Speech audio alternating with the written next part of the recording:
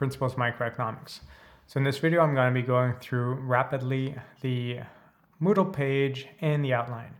So as of yet, the class is from 5:30 to 6:45 or 7, and Hamilton 304. This is subject to change if ever they want. So just check out the timetable scheduled just before class. And if I see it's change, I'm going to change it here. My office's hours are on Monday from 2 to 3:30 and Wednesday from 12:30 to 4. And if you want to see where my office is, click on this Bishop's map and you'll see the building that's circled is where I am in room 201. And that's very close to the principal's house and the Champlain building. So this initial section here of the Moodle page, whether you're in this class or macroeconomics, is based on the whole semester. That's what I could give you guys for most of the semester. So you have the outline, the textbook links, and then all of my notes for the whole semester, all of my notes in a printer-friendly format, so 4x4 page. And if you want to buy it, you could always go to the print shop. They have this file already, and they have a bunch pre-printed. And then you have all of my videos, and you also have all of my audio only kind of podcast things. These two are the same. It's just this is if you don't want to download it, this is if you want to download it. And the reason why I created these is for you guys to be able to learn the material as you're driving along or as you're hiking. So it doesn't expect you guys to be looking at a screen or looking at graphs. It's really based on just trying to further the knowledge. So these are each about 30 minutes per chapter. So they're shorter than the video. So don't expect to get everything, but it's a good intro or recap of a specific chapter. Then you have all of the assigned questions from the textbook and all of the answers to those questions. The video that you're listening to here will be here, and then there's proctorio information for you to download and everything else at the beginning here. And then it's going to be going through the specific weeks in this kind of collapsible format. So in this format here, you can have the notes. Those are the same as above. The videos, the same as you could find above as well. But then you have these practice quizzes. So these practice quizzes are always, generally speaking, 5 questions. And they can alternative order when you redo the same quiz, but it's always the same questions that appear, so that if ever you struggle with any of those questions, well, you could go through the video explanation that goes through each of those questions and answers it how I would answer it. Even though it's multiple choice, it goes through my thought process to answering it. So if you struggle with any of these, definitely watch the videos. These videos I don't think are in the top YouTube link.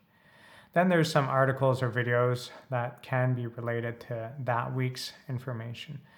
Those are not evaluated on, but they're good to understanding what's going on in that specific week. And then from time to time, you will have an evaluated quiz, and that evaluated quiz is remotely proctored with Proctorio. So I'll just go through the outline and all of that's going to become clear. So as I mentioned, my office hours, if you don't want to come during those hours and you have questions, email me.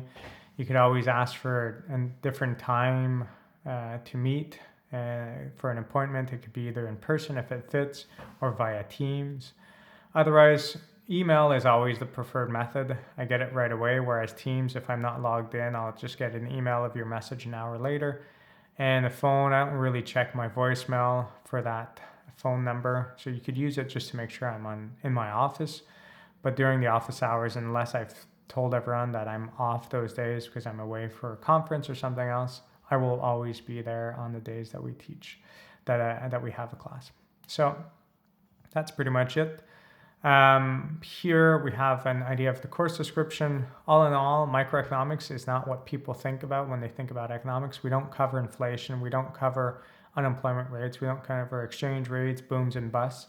All of that is covered in macroeconomics. In this class here, we're trying to understand how consumers and firms make their decisions. So it's the basis of most of economics theories. It's very important and it's very interesting to understand how people make their decisions. The textbook used, this is the first semester I'm using this new version. You could always use a previous version. The only difficulty with that is the end of chapter questions. So make sure you try to get a friend that might have the newest version and get some screenshots of their end of chapter questions so you could answer those. The textbook, I've been told now, is only online available. So if you prefer having a paper copy, you can always try to find a previous edition. There's not much I could do about that. That's just the direction that Pearson seems to be going in. So for the evaluation, you need to pass the final to pass the class. You can't cheat, otherwise you're going to be reported. And then you're going to be given automatically the best grade of these two. And in each case, you have to do the quizzes. Your 5 best quizzes count, but they either count for a little and your final a lot, or they count for more so that you don't have to rely on the final as much to relieve some of the stress. So the midterm is worth the same in both cases. Just make sure you do as best as you can throughout the semester, and then hopefully you won't be as stressed out for the final exam. So whether you're on Moodle or here, each of the quizzes are well identified, which chapters in it. It's always going to be the chapters from the previous week and when it's available. So for the quizzes, I give you guys a whole week available, and it's always from midweek to midweek because we start the semester midweek. So all of my weeks are set up midweek to midweek. And then they always close at 5 p.m. So the reason for that is I used to have them close at midnight, but then you always have a few students that do it at the very last minute, and for some reason they're not able to get in and they start panicking, but it's near midnight and I'm not available and ITS is not available.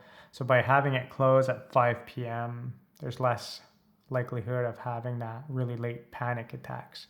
So if you want to do it late, just do it on any day before the final day. That's all I gotta say. The midterm as well, I give you guys a time frame. So whether you're doing this class in person or online, you have this 2-week time window. So a little bit before reading week till a little bit after reading week. So you have all of reading week as well to do it.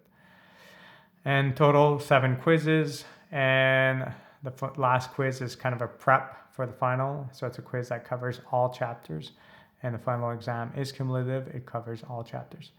So this is the first semester where I'm not relying on the registrar to let me know when exactly is my final exam. In the past, I would leave it up to them. They would give me this 3-hour block, whether you're doing it in person or online. And during that specific block, everyone was doing the exam. It worked out well, but there's a few things that I didn't like about it. For some students, they preferred doing it earlier or later. That's as is. But the biggest thing for me that kind of turned me off last semester is I had a few exams that were scheduled at 7 p.m. at night, which is not necessarily the time where people are the best suited to write an exam. And I've often had cases of students having too many exams crammed in a very short schedule. So maybe three exams within 24 hours or something crazy of that nature. So I prefer giving you guys a range this semester. Hopefully everything works out well. Everyone's happy with this format. If it is and everything works out, I'll probably keep on doing it in the future semesters. But if there's too much hassle going on, well, I'll just revert back to the 3-hour block, and that's when it is. So because of this flexibility, whether you're doing this class in person or online, all exams are online only. So that brings up the idea that whether you're doing this class in person or online does not change anything for me. The classes are exactly the same. So you really have the choice of coming in person or doing your stuff online, regardless of which version you're registered in. So if you're registered online and you want to come in class, well, do. Like, I've never had a semester that I've offered this to the students where there hasn't been enough seats in the classroom. If it happens, I'd be surprised. We'll figure something out if it does, but I wouldn't worry about it. So please do come to class if you want to. And if you're registered in class and you're sick or you don't want to come because you rather learn it at a different time than the scheduled evening time, well, that's fair enough. Then do that, and that's totally fair. Okay? So proctoring is used in all of the quizzes. You're using Proctorio to do it. I'll get back to that in a second. You can use a calculator for the exams. There's one built in. You can always use your own. Just don't use graphical calculators or cell phones. You have to have your ID card for all exams. They're all going to be multiple choice or calculation based. So this same kind of format here appears in Moodle.